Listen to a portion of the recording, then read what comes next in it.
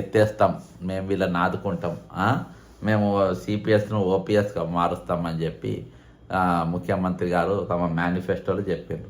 కానీ ఇవాళ వరకు దాని గురించి చర్చ జరగలేదు, దాని గురించి ఇవ్వలేదు.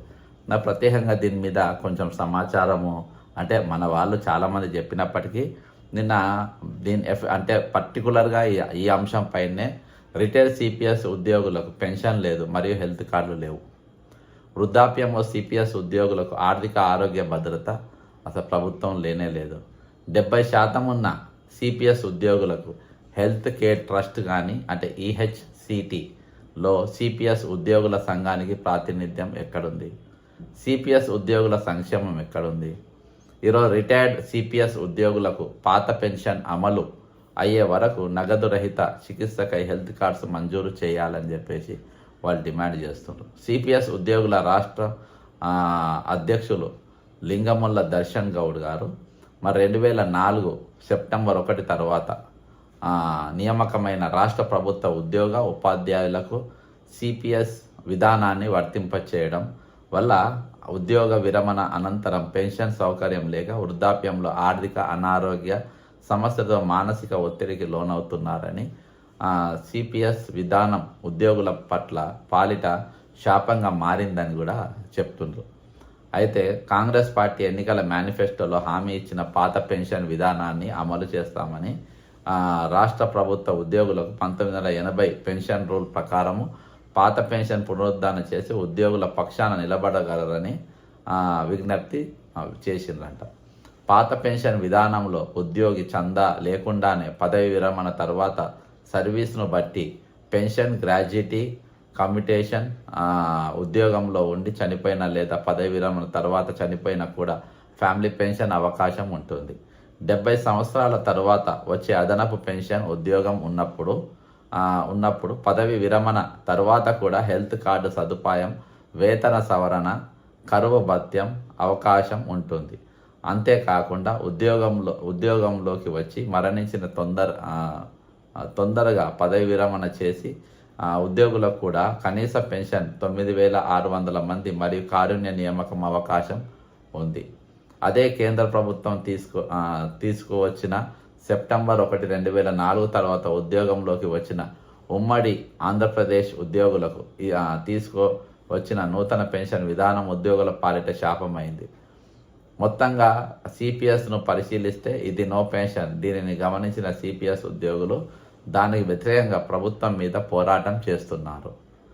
దీనిలో ప్రధాన లోపం ఉద్యోగ చందాతో కూడిన పెన్షన్ విధానం తీసుకురావడం. అంతేకాకుండా పదవి విరమణ తర్వాత ప్రభుత్వానికి ఉద్యోగికి సంబంధం లేకుండా షేర్ మార్కెట్కు ఉద్యోగి పెన్షన్కి ముడిపెట్టడం మరీ దారుణం.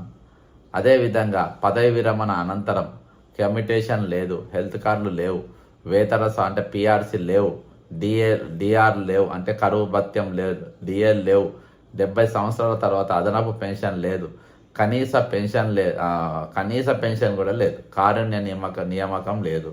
ఉద్యోగులు సిపిఎస్ రద్దుకు పోరాటం చేయడంతో గ్రాడ్యుయేటీ, ఫ్యామిలీ పెన్షన్ మరియు కారుణ్య నియామకం మాత్రమే అవకాశం కల్పించారు.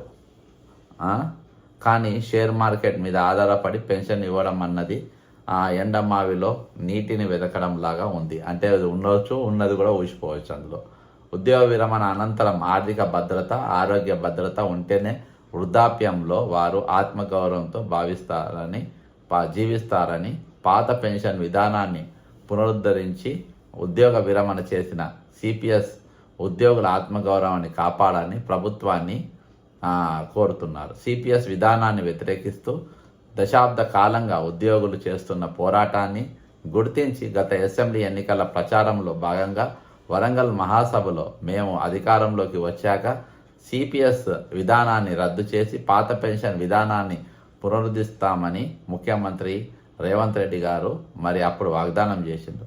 మేనిఫెస్టోలో పెట్టారని నేటికి రద్దు చేయకుండా కాలయాపన చేయడంతో ఉద్యోగుల్లో ఆందోళన చెందుతున్నారు. పాత పెన్షన్ ప్రకటన కోసం 2.5 లక్షలపై చిలుక రాష్ట్ర ప్రభుత్వ ఉద్యోగ ఉపాధ్యాయుల కుటుంబాలు ఎదురు చూస్తున్నారు. గతంలో అసెంబ్లీ ఎన్నికల్లో కాంగ్రెస్ పార్టీ ఇచ్చిన వాగ్దానం ప్రకారం అధికారంలోకి వచ్చిన హిమాచల్ ప్రదేశ్, రాజస్థాన్, ఛత్తీస్గఢ్, జార్ఖండ్ అంటే కాంగ్రెస్ పాలిత రాష్ట్రాల్లో సిపిఎస్ విధానాన్ని రద్దు చేసి తమిళనాడు, కర్ణాటక, పంజాబ్, తమిళనాడు రాష్ట్రాలు పాత పెన్షన్ పునరుద్ధరణకు సిద్ధమవుతున్నాయి. ఉద్యోగి మరణిస్తే కనీసం కట్టె ఖర్చులకు కూడా నోచుకొని అసంబంధమైన ఈ సిపిఎస్ విధానాన్ని ఉద్యోగులు తీవ్రంగా వ్యతిరేకిస్తున్నారు. ఇకనైనా ప్రభుత్వం వెంటనే పాత పెన్షన్ విధానానికి శ్రీకారం చుట్టాలని, లేకపోతే దానికి తగిన తీరులో మేము ఉద్యమం చేస్తామని ఉద్యోగ ఉపాధ్యాయ సంఘాలు ఈరోజు ముందుకు పోతున్నాయి. అయితే ఇది కొద్ది సమాచారము నాకు, అంటే దీనిపైన ఎక్స్క్లూజివ్గా ఒక రిటైర్మెంట్ బెనిఫిట్సే కాక సిపిఎస్ పైన కూడా కొంచెం మీకు గలమెత్తామని కొంతమంది మీడియా మిత్రులు కోరడం జరిగింది. సిపిఎస్ ఉద్యోగులు గతంలో చాలామంది లైవ్లో చెప్పారు, కానీ రాత్రి దీనిపైన కొంచెం స్ట్రాంగ్గా మాట్లాడండి సార్, ఎందుకంటే ఒక్కొక్క సమస్యతోని మనం పరిష్కారం చేసుకుంటా ముందుకు పోదామని. ఇంకోటి బాధాకరమైనది, అసలు సిపిఎస్ ఉద్యోగ సంఘం ఉన్నది, ఆ సంఘానికి అసలు గుర్తింపే లేదంట. అంటే ఈరోజు వాళ్ళు ఈ 207 సంఘాలలో ఉన్న సంఘాలలో వీళ్ళు కూడా ఆ జేఏసీలో ఒక భాగస్వామిగా ఉన్నారు, కానీ వీళ్ళకి ప్రభుత్వంకి వెళ్ళి గుర్తింపు లేదు. వీళ్ళని పిలువరు, వీళ్ళని చర్చించరు, వీళ్ళతో మాట్లాడరు. ఈరోజు అత్యధికంగా ఉన్న ఉద్యోగులు ఎవరంటే సిపిఎస్ ఉద్యోగులే ఈరోజు అత్యధికంగా ఉన్నారు. ఎక్కువ శాతం ఈరోజు ప్రభుత్వంలో పనిచేస్తుంటూ ప్రభుత్వంలో సేవలు అందిస్తున్న వారు ఎవరంటే వీళ్ళే ఉన్నారు. కాబట్టి ఈరోజు వాళ్ళను పక్కన పెట్టేసి ఈరోజు వాళ్ళ కష్టాలలో వాళ్ళ ఇబ్బందులలో వాళ్ళని పట్టించుకోకుండా ఈరోజు చేస్తే ఇది ఎంతవరకు కరెక్ట్ చేయండి. ఇంకోటి ఏంటంటే ఇవాళ అందరికి కూడా సరే పెన్షన్లు ఉన్నాయి, ఒకవేళ ఇవి రేట్ వచ్చినా కానీ అవి అంటే బకాయి లేట్ వచ్చినా ఇలా కొంచెం తట్టుకుంటుండ్రు, కనీసం కోట్ల పోయే పరిస్థితి ఉన్నది. కానీ సిపిఎస్ వాళ్ళు రిటైర్డ్ అయిన వారికి కొట్లాడే పరిస్థితి లేదు, ఈరోజు ఫైటింగ్ చేసే పరిస్థితి లేదు, ఈరోజు కోర్టుకు పోయే పరిస్థితి లేదు, పైసలు లేవు వాళ్ళ దగ్గర. కనీసం ప్రతి బెనిఫిట్స్ రాక, పెన్షన్ లేక వాళ్ళు ఎట్లా బతుకుతుండ్రో ఇక భగవంతుడికే తెలుసు. కాబట్టి ప్రభుత్వం ఒకసారి మీరు ఇచ్చిన మాట, ఎన్నికల ముందు మనం మాట ఇస్తే మాటపై నిలబడాలి. ఈరోజు మన హిమాచల్లో మన ప్రభుత్వం, మీ కాంగ్రెస్ పార్టీ ప్రభుత్వమే ఉన్నది, ఈరోజు కర్ణాటకలో కాంగ్రెస్ పార్టీ ప్రభుత్వమే ఉన్నది, జార్ఖండ్లో కాంగ్రెస్తో మద్దతుగా ఉన్న పార్టీ జేఎంఎం కాంగ్రెస్ కలిసి ఆడ పార్టీ వాళ్ళు ఉన్నారు.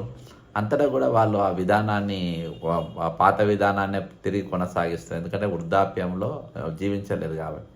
ఇక్కడ మనము మనిషికి ఎక్కువ విలువ ఇవ్వాలి. ఈరోజు ఆ మనిషి, ఏ మనిషి అయినా వాళ్ళకి ఎక్కువ విలువ ఇవ్వాలి. కాబట్టి మనం ప్రభుత్వం యొక్క ఏవైతే ఆదేశాలు ఉన్నాయో, ప్రభుత్వ పథకాలు ఉన్నాయో ప్రజల వద్దకు తీసుకువెళ్ళగానే దాన్ని అమలు చేయగలిగింది ప్రభుత్వ ఉద్యోగులే. కాబట్టి వాళ్ళను కాపాడుకునే ప్రయత్నం ఖచ్చితంగా ప్రభుత్వం చేయాలని, మరి ఏదైతే మేనిఫెస్టోలు వచ్చిందో దాన్ని ఖచ్చితంగా అమలు చేయాలని, దీని మీద ఖచ్చితంగా మా ఉద్యమం అయితే మేము కూడా కొనసాగిస్తాం, వాళ్ళకు మేము పూర్తి మద్దతు మేము ఇస్తాం. అంతేకాకుండా నేను సొంత ఎజెండా లెక్కనే దాన్ని పెట్టుకొని దానికోసం మేము ఖచ్చితంగా పనిచేస్తాం, ఉద్యమంలో పాల్గొంటాం, ఉద్యమిస్తాం. అందులో ఎటువంటి తేడా లేదు.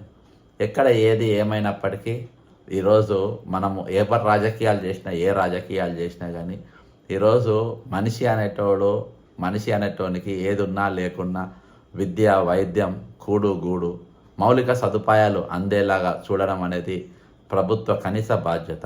ప్రతిపక్షాలు ఇవి అందుతున్నాయా లేవా అనేది దాన్ని ఎప్పటికప్పుడు మానిటర్ చేసి దాన్ని ప్రశ్నించడం ప్రతిపక్షాల బాధ్యత. ఈరోజు తలా తోక లేకుండా ప్రతిపక్షాలు అసలు ఏవి సందర్భం ఉండదు, దానికి ఏవి మాట్లాడాలనో ఏం మాట్లాడదో ఉండదు, ఎప్పుడు మాట్లాడాలనో ఉండదు. పోనీ బాధితులు ఎట్లా తయారైపోయిందంటే, బాధితులు నిన్న మోసం చేసిన దగ్గరికి ఇవాళ పోయే పరిస్థితి. నిన్నటిదాకా మోసం చేసిండ్రు, ఇవాళ అక్కడ పోయినాక నీతులు మాట్లాడుతుండ్రు. మరి ఇవాళ పరిస్థితి ఏందని పోరు, వాళ్ళ దగ్గర పోరు. అంటే ఇవాళ ఉద్యోగులు, రిటైర్డ్ ఉద్యోగులు అన్నీ తెలుసుకున్నారు, ఎవరేంది, ఎవరి కథ ఏంది, సిండికేట్ ఏంది. ఈ 2024 వెళ్ళి ఇవాటి వరకు అందరి కథ, తెలంగాణ ఏర్పడ్డ నాటి నేటి వరకు అందరి కథలు 60-70% తెలుసుకున్నారు. ఇంకా తెలుసుకోవాల్సిన చాలామంది ఉన్నారు. ఈరోజు నోట్ దగ్గరికి మైక్ తీసుకొచ్చి పెడతారు కొన్ని ఈ బీఆర్ఎస్ ఛానల్ పెట్టి, పాత ఆయనే బాగుండేనా, ఈయనకంటే ఆయనే బాగుండే కదా అని ముఖంలో పెట్టి అది సోషల్ మీడియాలో వైరల్ చేస్తారు.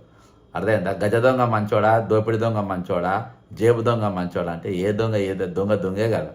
దొంగతనాలే చేస్తారు కానీ మంచి పనులు చేయరు కదా.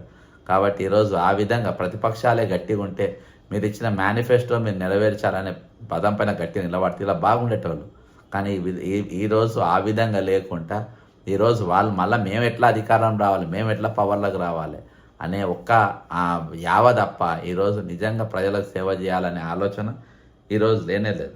ఇంకో అంశం ఒకటి నిన్న నా దృష్టికి వచ్చింది, రాత్రి దానిపైన లైవ్ కూడా మాట్లాడినా, కానీ ఒక పాయింట్ మిస్ అవ్వడం జరిగింది. ఎందుకంటే ఈరోజు గ్రామాలు ఈ దేశానికి పట్టుకొమ్మలు. నిజంగా అవి పట్టు కోల్పోతున్నట్టుగా నాకు అనిపిస్తుంది. ఎందుకంటే ఈరోజు గ్రామ అభివృద్ధి అనేది